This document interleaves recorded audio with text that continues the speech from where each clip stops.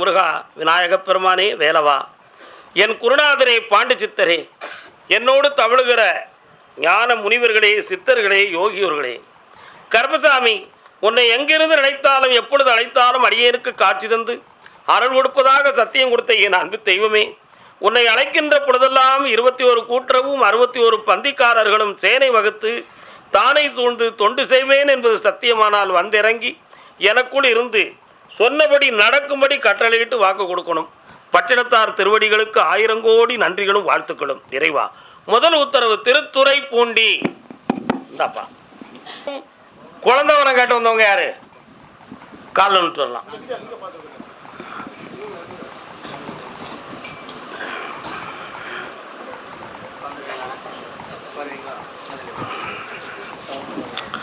உன்னுடைய கட்டுமனையாகிய இல்லத்துக்கு நான் போய் பார்த்தேன். போகிற வழியில் அற்புதமாக யானை முகம் கொண்ட விநாயகனுடைய ஒரு இடம் இருக்குங்க. வாஸ்தவமாடா?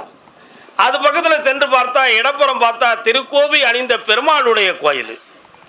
ஒரு குளத்தின் கரையிலே என் தங்கை அங்காள பரமேஸ்வரி என்னும் ஆதிரைகளை வீட்டியிருப்பாள். ஆனால் இத்தனை தெய்வங்களுக்கு மத்தியில் வாழக்கூடிய நீங்கள் சில ஆண்டுகளாக குழந்தை இல்லை என்ற ஏக்கத்தோடு வேதனைப்பட்டுக்கிட்டு இருக்கிறீங்களாம். இதுக்கு நான் மருத்துவத்தில் பொறுத்த பதில்கள் எல்லாம் இதுவரை எந்த பலனும் உங்களுக்கு கொடுக்கல. ஆனால் கிடைக்கும்ங்கிற நம்பிக்கையை கூட மருத்துவர்கள் மூலமாக உங்களுக்கு விலை கிடைக்கல. அதனால் தீராத நோய்க்கு தெய்வமே துணை. கருப்பசாமி சொன்னால் நமக்கு குழந்தை கிடைக்கும்ங்கிற நம்பிக்கையில் என்னை பார்க்க வந்திருக்கிய. கால் ஒன்றுவாங்க. இதே மாதிரி தான் ஒருத்தர் 7 முறை ஐவி ப்ரோக்ராம் மருத்துவத்தில் பண்ணி குழந்தை இல்லை. அந்த பிள்ளை தற்கொலை பண்ணி சாக போயிடுது. உனக்கு பிள்ளை வேணும்னா கருப்பசாமியை நம்பு, நான் உனக்கு பையன் ஆம்பளை பையன் தாரேன், இதுலேருந்து வரக்கூடிய 3ஆம் மாதத்தில் குழந்தை இருக்குன்னு எனக்கு செய்தி சொல்லுவேன்னு சொன்னேன். எங்கள் பக்கத்தில் தான், கடையநல்லூர் தான். அதே மாதிரி சொன்ன வாக்கு தவறாமல் ஆம்பளை பிள்ளை பிறந்துருச்சு. பிறந்துச்சா பிறக்கலையாப்பா? பிறந்துச்சு.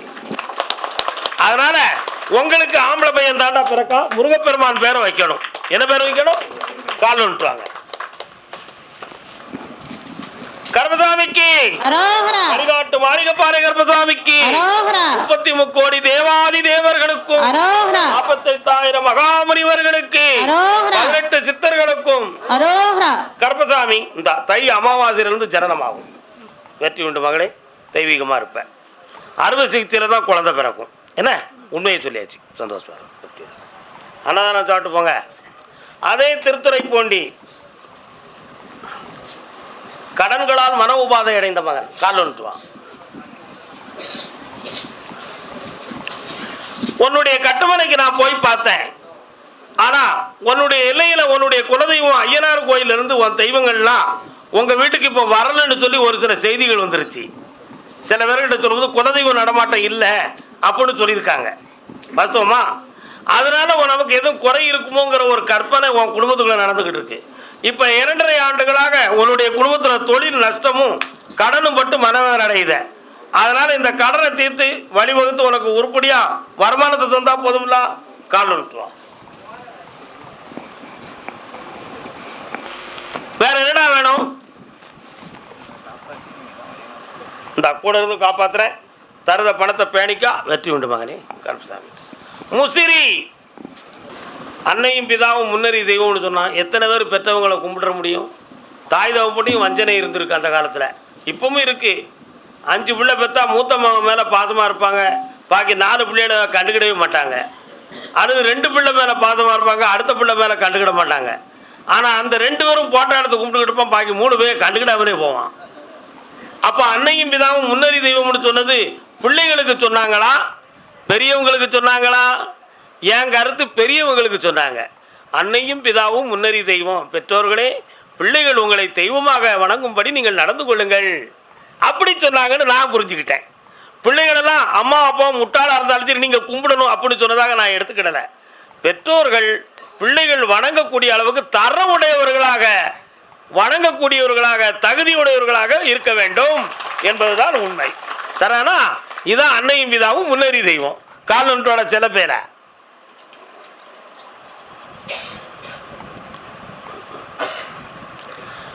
வா, உன்னுடைய கட்டுமனைக்கு போய் பார்த்தேன்.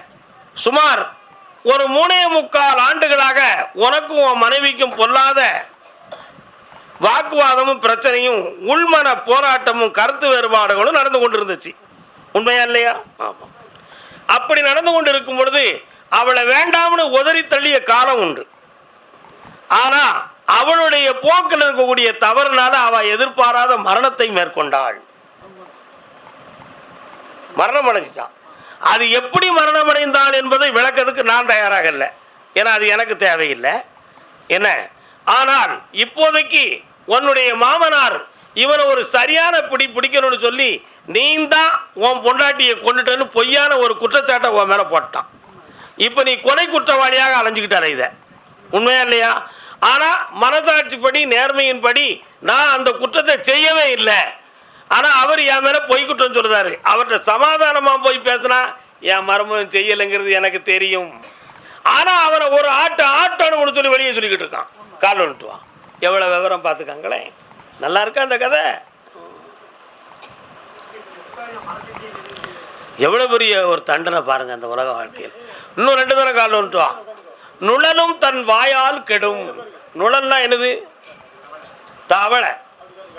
பாம்பு இறக்கி ரோட்டில் வரப்பில் அரைஞ்சிக்கிட்டு இருக்கும். மழை வந்த சந்தோஷத்தில் நமக்கு இறை நிறைய கிடைக்கும்னு நினச்சிக்கிட்டு தவளை குறகுறா சத்தம் கொடுக்கும். நீங்கள் இங்கேயா இருக்கியே, நான் ரொம்ப நாளாக தேடிக்கிட்டு இருக்கேன்னு பாம்பு லவக்குன்னு பிடிக்கும். அப்போ நுழலும் தன் வாயால் கெடும். இவன் கோபத்தில் சில வார்த்தைகள் சொன்னதெல்லாம் அவங்க ஒரு கருத்தாக்கிக்கிட்டு அந்த வார்த்தையை வச்சுக்கிட்டே இவனை குற்றவாளியாக ரூட்டை கொடுத்துருவோன்னு சொல்லி உன்னை மாட்டி விட்டுட்டாங்க. இப்போ நீ தான் தவளை, உங்கள் மாமன் பாம்பு. இப்போ நீ பாம்பின் வாய் தேரை போல் அகப்பட்டு கொண்டு அவன் மெல்ல மெல்ல உன்னை முழுங்கிக்கிட்டு இருக்கான். நீ வெளியே வந்துடலாமான்னு கையும் காலையும் போட்டு உதையுத. அப்படி எனக்கு கை கொடுத்து வெளியே தூக்கிருங்க கருப்பசாமின்னு என்ன சொல்லுத. கால் வந்துட்டு வா.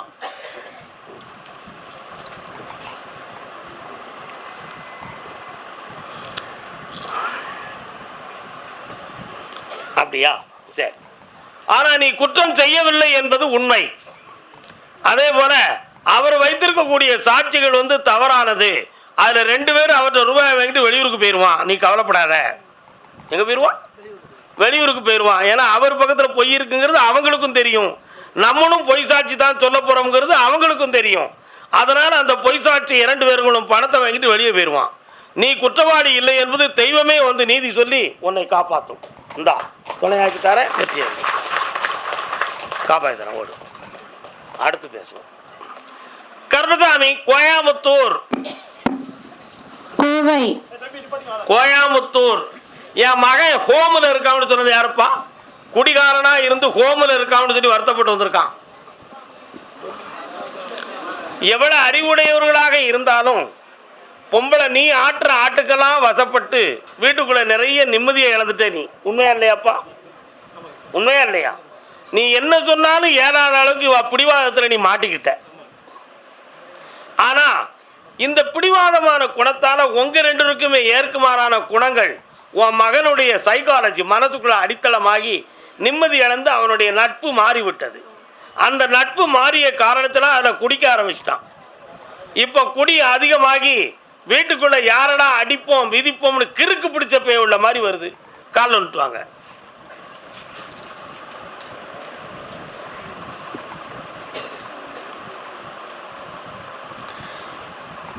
அதனால் அவன் இப்போ ஹோமில் இருக்கானே கருப்பசாமி, என் பிள்ளைக்கு ஏதோ ஆபத்து இல்லாமல் காப்பாற்றிடணும், அவன் முழுசாக மனம் திருந்தி நல்ல மனிதனாக எங்களுக்கு வந்து சேரணும்னு கேட்டு வந்திருக்கிய.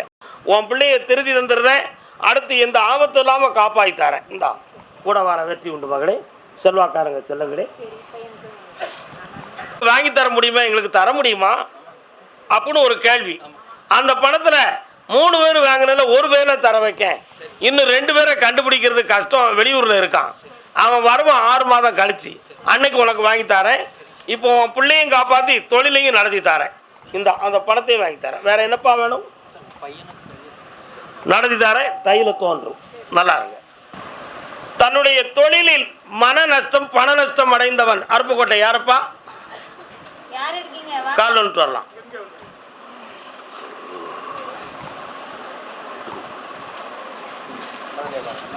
உன்னுடைய கட்டுமனைக்கு நான் போய் பார்த்தேன்ப்பா. உங்க குடும்பத்தில் வணங்கக்கூடிய தெய்வமெல்லாம் இப்போ உங்க வீட்டுக்கு வரலையே. அந்த தெய்வ நிலைகள் வராத காரணத்தை பற்றி சில ஜாதகர். யார் நீங்க?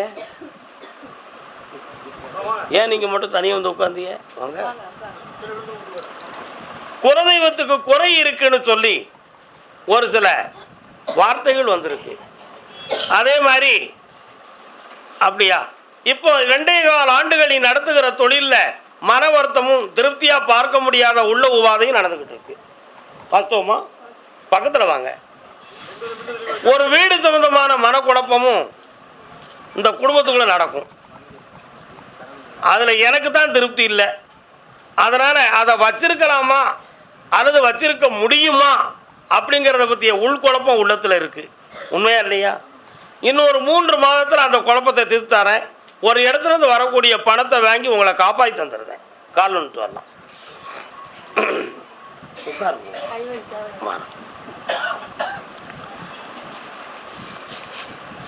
1000 சிந்தனையுடன் குருமார்கள் முன்னால் உட்காரும் பொழுது மனது ஒருநிலைப்படாது, சரணாகதி தத்துவம் வராது. புரியுதா? அதனால் எப்பொழுதும் இந்த இடத்துக்கு வரும் பொழுது ஒரே சிந்தனையில் ஒரே நோக்கத்தில் வந்துடணும். இப்போ உனக்கு வாங்கின வீட்டால் இருக்கக்கூடிய பிரச்சனையை தீர்த்து தரேன், வீட்டில் நோய் நொடி இல்லாமல் காப்பாற்றி தரேன். வேற என்ன வேணும்? தீர்த்து தந்துடுறேன். இந்தா பணத்தை தரேன். நல்லா சந்தோஷமா இருப்பான். ஆம்பளை அறிவான வார்த்தைலா சிவராத்திரியிலிருந்து தோன்றும். நல்லா இருங்க மக்களே, செல்வாக்காருங்க. போயிட்டு வாங்க. திருவண்ணாமலை என் பையன் குடிக்கிறான், அவனை திருத்தி தரணும்னு கேட்டு வந்தது யாரு? கால் வந்துட்டு வரலாம். கோயிலுக்குன்னு சொல்லி பையை ஏமாற்றி சாமியார்கிட்ட கொண்டு வந்து விட்டுட்டீங்களே. 10 பேருக்கு முன்னால் சொல்லி என்னை கேவலப்படுத்துவார், வீட்டுக்கு போக உன்னை பார்த்துக்கிடுதுன்னு நினைக்காம பைய கால் வந்துட்டுவான். செவிட்டில் அடி இருக்கு.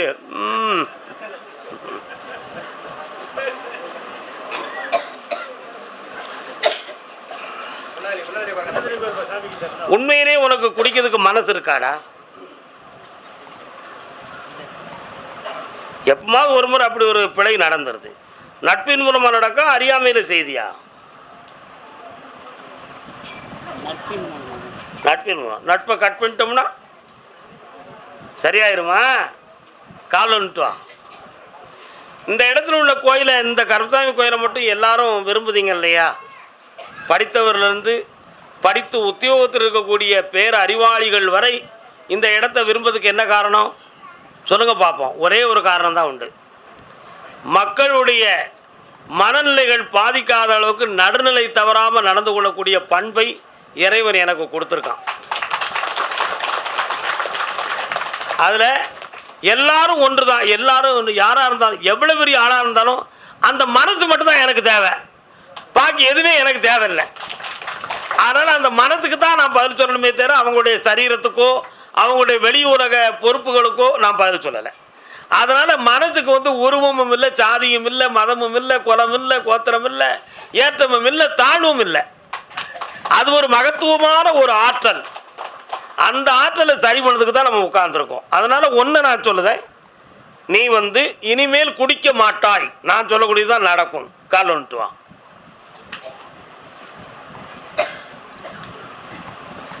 பக்கத்தில் வா. வேற என்ன செய்யணும்? கண்ணை முடிக்காடா. கர்மசாமிக்கு கர்மசாமிக்கு தீவகாந்தம் எனக்கு வசமாக சுவா. இந்தா இதை வாங்கினிருந்து உன் மனம் என்னையவே நாடிக்கிட்டு இருக்கும், குடிக்க மாட்டேன், ஓடிப்போ. இந்தா பிப்ரவரி மாதம் 20ஆம் தேதிக்கு மேலே வெளிநாட்டுக்கு ஓடு. கர்மசாமி ஆமாம், தஞ்சாவூர். கணவன் மனைவி கால் வந்துட்டு வரலாம். பூ வைக்க பூக்கள் சொந்தமா, பூவுக்கும் தேனுக்கும் ஈக்கள் சொந்தமா.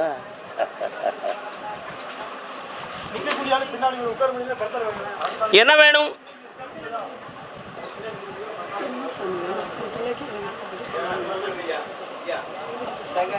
சொல்லுமா. காத்துல என்ன வச்சிருக்கேன் பாத்தீங்களா?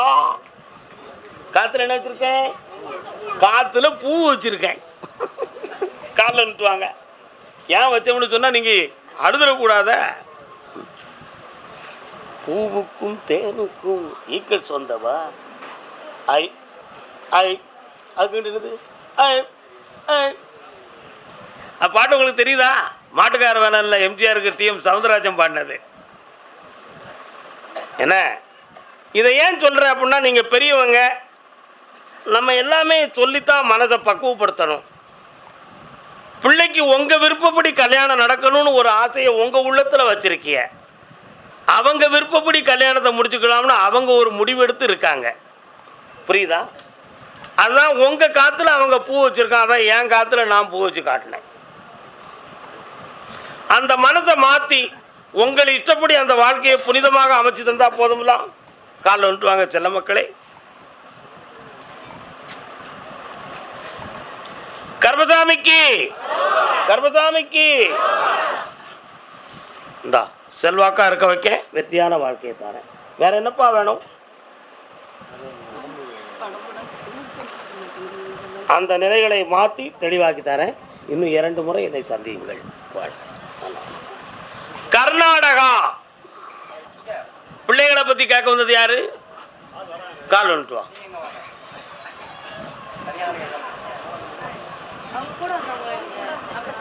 சேர்ந்து உட்கார். உன்னுடைய கட்டுமனைக்கு போய் பார்த்தேன். கட்டுமனைனா தமிழ்ல என்னது? வீடு. தங்கப்பிள்ளை சொல்லுதா பாரு என் செல்லம். உன்னுடைய வீட்டுக்கு எல்லைக்கு போறதுல இடது பக்கத்துல என் தங்கை ஒரு அம்மன் கோயில் சக்தி இருக்கலாம், திரிசூலம் தெரியுது. அப்படியே வலது பக்கம் பின்னால திரும்பி பார்த்தா எல்லை காப்புல சடை விரித்த முனியாண்டி இருக்கான். முனீஸ்வர சாமி இருக்காரா? கால் வந்துட்டு வா.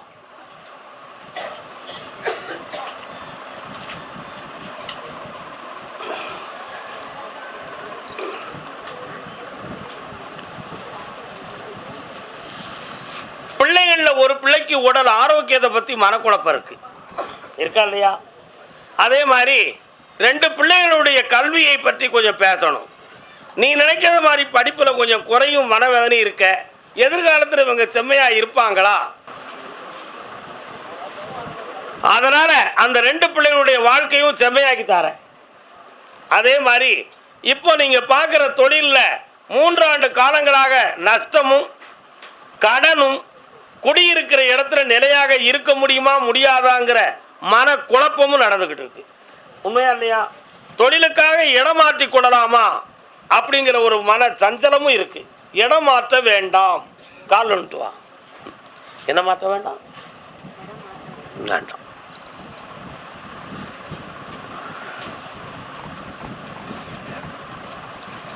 இருக்கிற கடன்களை நான் கர்மசாமி மாயமா கொண்டு வந்து பணத்தை கொடுத்து உங்களை காப்பாற்றி தரேன். வேற என்ன வேணும்? அந்த வேலையை வரக்கூடிய 2024 7வது மாதத்தில் உங்களுக்கு போஸ்டிங் போட்டுருவேன். நல்லா இருங்க. பக்கத்தில் வா. பக்கத்தில் வாடா. வாங்கிறதுக்கே எட்டியிருந்து வாங்கலாமா? பெற்றுக்கொள். இந்தா மகனே, இந்த பணத்தை கொண்டு வீட்டில் வை. செல்வமாக இருப்பேன், ஐஸ்வர்யமாக இருப்பேன். நல்லா இருப்பேன். யாருக்கு? இவளுக்கா? பாப்பா கால் வந்துட்டா பாப்பா.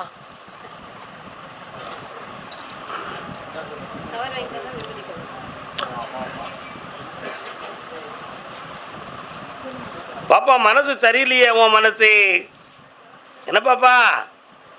நாங்கள் பார்க்கட்டுமா, நீயே பார்த்துக்கிடுவியா பாப்பா? சொல்லு. சரி, வந்து உட்கார். நீ யாரும்மா? பெரிய. கவலைப்படாத, மாசி சிவராத்திரிக்கு மேலே நல்ல வரனை கொண்டு வந்து தாரேன். சரியா? வைகாசியில் செம்மையாக்கி தரேன். பிறகு வாங்கிக்காங்க எல்லாம்.